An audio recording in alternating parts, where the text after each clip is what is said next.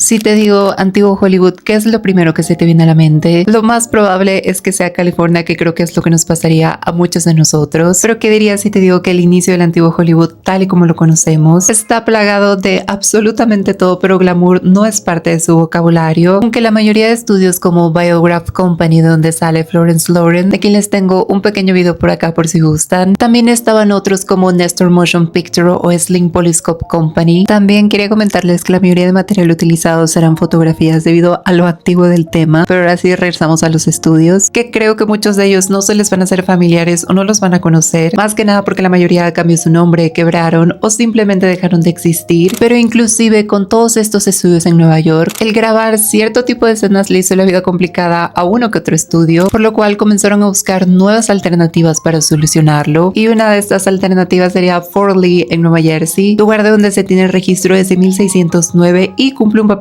muy importante cuando los británicos quisieron invadir Estados Unidos, que yo creo que desde aquí a los estadounidenses se les pegó eso de los británicos de querer conquistar tierras ajenas. Pero bueno, ese no es el punto del video. Lo que nos intriga saber: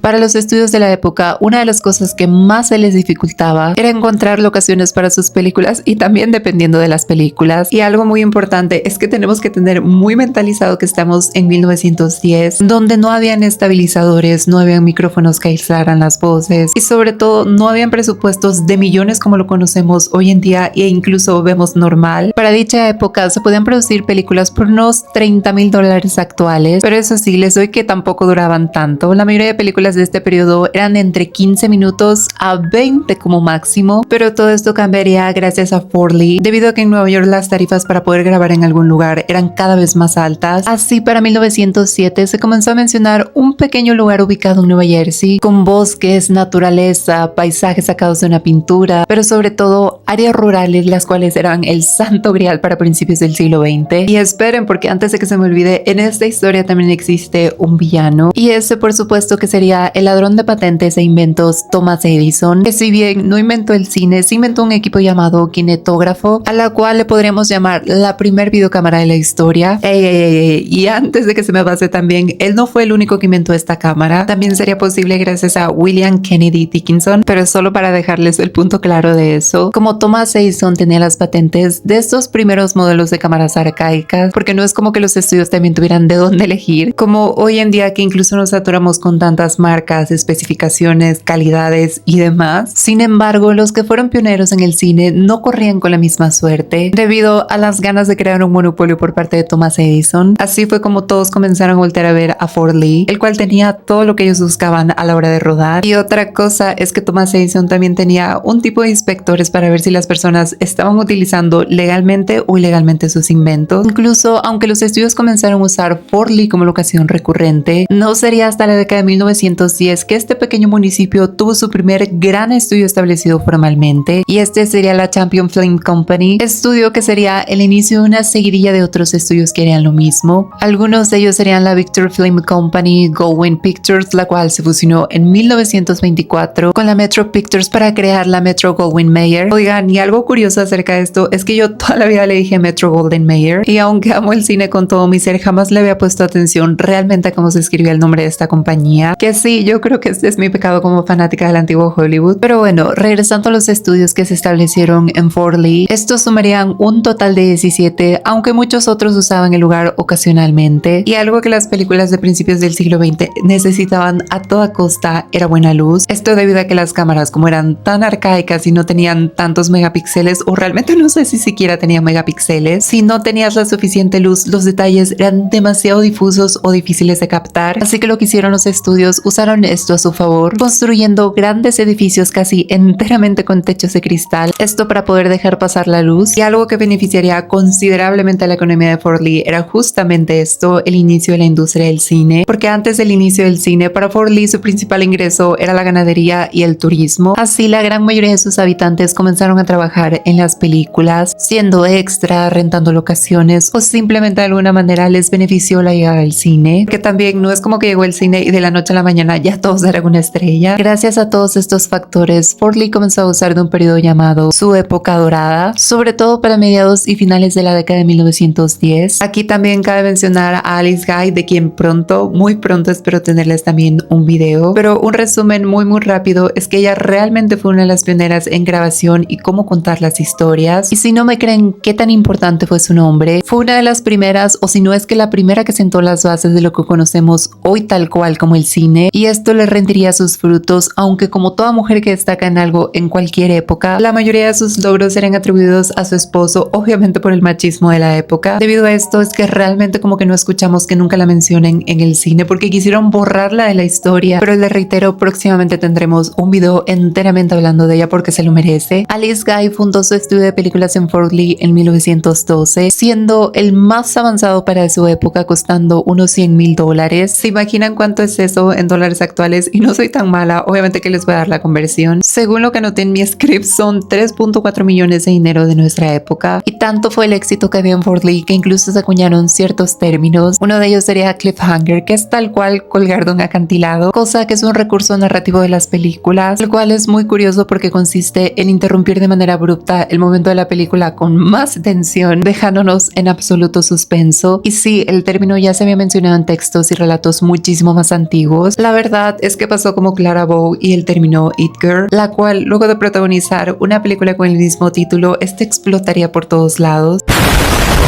Pero solamente en sentido figurado, Pero a toda época dorada llega a su fin, y esto fue lo que pasó con Fort Lee. Durante finales de la década de 1910 hubo un factor que hizo que Fort Lee decayera muchísimo, el cual, para sorpresa de no muchos, fue la Primera Guerra Mundial. Pero hablando más específicamente, es por algo que yo creo que nadie se imaginaría. Este sería el carbón, el cual tenía que estar presente en cualquier lugar cuando llegase el invierno, y eso incluía a la mayoría de estudios en Fort Lee, los cuales por supuesto que no tenían una calefacción moderna.